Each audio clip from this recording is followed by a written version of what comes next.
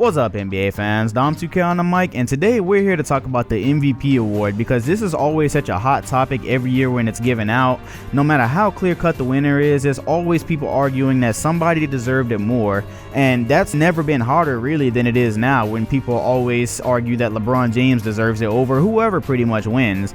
And the reason I want to discuss it is because there seems to be kind of a conflict with the name of the award and who it's actually given to. And that makes me pose the question to you guys as well. This is really a question to the audience. I know the NBA is never going to change this because it's not that big of a problem. They have bigger problems to worry about than the MVP award. But should they have two separate awards, maybe for the most valuable player and for the best player? Because right now it seems like that always gets, not always, but it does have a tendency to get confused. And what I mean by that is, although I hate hearing every year that LeBron deserved it over this person or that person, because I do believe that the last few MVPs have been rightfully given out to their respective owners. Steph Curry definitely deserved the MVP last year. Kevin Durant deserved it when he won it in 2014. But I do get where they're coming from when they say LeBron is always the most valuable player, because if you look at the word valuable, well, what does that mean? And if you look at it by definition, LeBron James is kind of always more valuable to his team than any player is to any other roster. And what I mean by that is anytime you take LeBron James off of a roster, they get worse. Like, and it's everywhere. It's not just 1 year or 2 years. It's happened every time LeBron James has come off a roster. Even in seasons when he takes a couple of games off, the team gets so much worse. And so you look at the Cavaliers from like 2006 to 2010, right before he left. They were winning 60 games. They were always projected to win the championship, even though they never did. And when he left in 2010, what did they win? Like 20 games that year? Like, it was bad. They went from one of the NBA's most feared, pretty much regular season teams, I guess. They went to nobodies. Like, they had nothing there. It was crazy. You even look at Miami. Now, I normally don't like the Miami argument because people conveniently leave out all the injuries Miami has always had since LeBron James has left. But I think you could also make the argument that if LeBron was on Miami's roster this year with Dwayne Wade, if he was on it last year, who would have stopped him from going to the finals in the East? I'm pretty sure the Miami Heat would have still got to the finals with LeBron James on there. And without him, they haven't reached the conference finals yet. You know what I mean? So that just shows how big the difference is. And the last big difference you see is with the Cavaliers he's on now. And every time he sits out a game, Kyrie Irving and Kevin Love, even with all the talent on the Cavaliers, for some reason they just can't put it together. He's like the glue that holds that team together. So when, you know, he's with them, they're a championship caliber team. They just won one. And when he's not with them, they can't even beat the Sacramento Kings, it seems like. You know, they lose by an average of like double digits. They have a losing record without him, and it's not even close. Last time I looked, I think it was like 3-12. So even though I do agree that Steph Curry deserved the award, it has me questioning, though, should there be something else? Because if you're looking in terms of value, when Steph Curry gets taken off the Warriors, they were still competing in the playoffs. They held their own without him. If you would have taken LeBron off the Cavaliers during the playoffs, I think we all would have known that they wouldn't have got anywhere with that. We like to think because they have Kevin Love and Kyrie Irving that they would go farther. But without him, it's proven that they wouldn't. So that brings into question what value actually is when it comes to this award. I don't want to make this video just about LeBron and Curry because that's not what it is. I actually have some other instances I want to talk about. Nash and Kobe is a particularly murky situation because people always look at that one in 2006. You know, people are fine with, they're saying like, yeah, Steve Nash, he might have robbed Shaq, whatever. You know, people, they talk about that one a little bit. But when you talk about Kobe, people look at him and say, wow, man, Kobe averaged 35 points that year. He had 5 rebounds. I think it was like 4 assists. It's in that range. And Nash averaged probably like 18 and 8 or 18 and 11. He averaged one of those two. Either way, it wasn't Kobe's production. And Nash won MVP solely based off the fact that his team was the 2nd seed and Kobe's was the 7th seed. Now, you can make so many different arguments here because you can say, well, yeah, Nash was more valuable because his team was actually winning. But if you say that, you can easily poke a hole in that argument and say, well, Kobe Bryant didn't have the team to win. He had Smush Parker running his point guard position and Kwame Brown running his center position. And that's further proven by a couple of years later when they got Pau Gasol. He won MVP and they went to 3 straight finals. So you can't really just use the argument that, yeah, Nash was more valuable because his team did better. It's like his team was better. So it's pretty hard to determine who actually deserved the MVP there. But it does have a history of always going to the player who's The team doesn't have to be in first place, but your team has to at least be contending, and that seems like a prerequisite. And that's kind of messed up because, you look at what like a Russell Westbrook is probably going to do this year. I'm not a sidekick, but I think with absorbing Kevin Durant's shots, and we've seen Westbrook without KD one time before, and during that stretch he was doing stuff that hadn't been done since like Oscar Robertson and Wilt Chamberlain.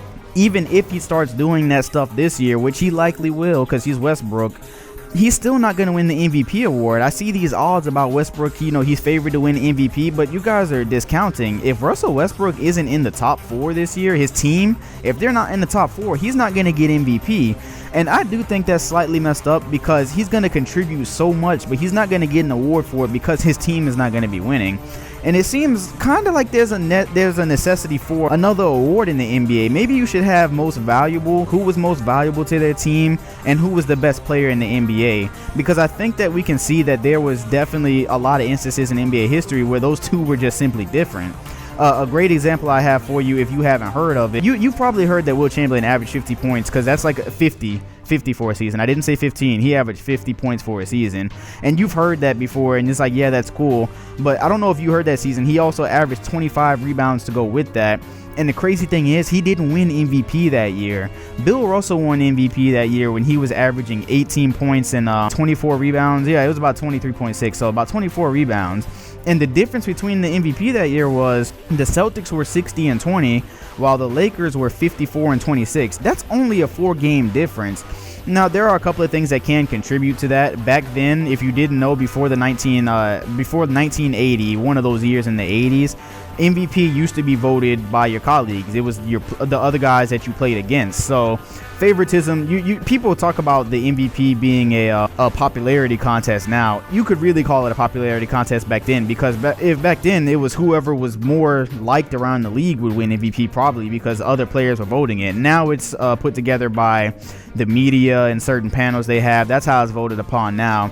But this is definitely a conversation worth having about the NBA having two different awards, because when you talk about MVP, who's actually more valuable in a league where you can take one player off his team and they still can compete for, maybe not compete for a championship, but they can still go far in the playoffs.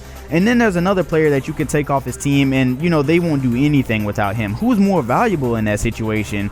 And I think that's the literal definition of valuable. Maybe that's why it always goes to the best player on the best team, because technically you can't take it away from Steph Curry. Just because LeBron's team is trash without him, or they not that they're trash, but they play like trash without him, you can't hold that against Steph Curry and say, well, Steph Curry doesn't deserve MVP then just because LeBron's team doesn't perform well without him. That's their problem. You can't really take that away from them.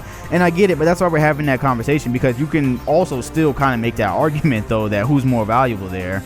And that's a conversation you're going to see all year, I believe. Like, I'll just tell you where I'm at. I don't think the Thunder are going to be so successful with just Westbrook and no Kevin Durant. I don't think they're going to win enough for Westbrook to win MVP. But what you're going to see all year is, man, Westbrook has these crazy stats, and he just put up another triple-double, and you're going to see that all season. But for the simple fact that his team might not win enough games, he's not going to win MVP over maybe a Steph Curry, or, well, Steph Curry is probably not going to get MVP this year, sharing his numbers with Durant. It's actually probably maybe it rolls over to LeBron next, honestly. I'm not really sure how that whole thing will work. But I'm going to turn it over to you guys in the comment section, because there's no reason to ramble about this forever. Do you guys think there should be two different awards, and how do you think the MVP should be decided on? Because I think when we go and look at the list of MVPs and we look at what their teams did, you can find some information to pretty much back up the bias there, that your team has to be successful for you to actually get the MVP award. It's worth sitting down and having the conversation of, can you actually say that Steve Nash was more valuable than Kobe Bryant in 06 just because his team went further? Or was it that his team was more equipped to go further? So, they actually did, which, I mean, there's no question it was more equipped. It was more equipped for a while. And then there's also the question of, how valuable are you if you're putting up monster stats and you're making yourself look good, but your team isn't winning? Your team's playing like trash, Like Kobe Bryant, that year that he averaged 35 points, I mentioned it in my Kobe video, I think it was the Moments video, I can't remember right now, but it was a specific interview where he was saying, during the regular season, I had to shoulder the scoring load because we didn't have that good a team chemistry. So he averaged 35 in the season. Then he went to the playoffs and he was only averaging like 22 up to a point in that series against the Suns. And it was because he started to say the team's playing good now, so I'm going to share the ball and let everybody get a little bit of love. So was Kobe still valuable? I mean, there was no doubt he was valuable to his team, but how valuable was he when he was sucking up all those shots and he was going on a tear on his own, but his team was not really winning that many games and they were at the edge of the conference? That's just a question. I'm not saying he wasn't valuable. That is simply a question right there. It's something for y'all to think about. So leave a comment and just what do you think about the MVP, because I know every NBA fan has a strong opinion on it. I know a lot of people feel like there's robbery every year. People feel like that. Yeah, I don't know how you come to the conclusion the MVP doesn't matter, because I think when someone's favorite player doesn't win, there's always the group that gets mad and just writes it off like MVP doesn't matter. Nah, MVP of the league matters. Trust me, you got to put in work to be an MVP. Don't take that away from these players. They work hard as hell for that kind of stuff. But yeah, it's definitely a discussion to be had down here. Should there be two separate awards? Should you have MVP and should you have best player? Let me know what y'all think. I pretty much said what I think about it. I've laid out the arguments I think that could be made for it and against it. So yeah, leave a like, comment, and subscribe if you haven't, and I'll be back on the next video.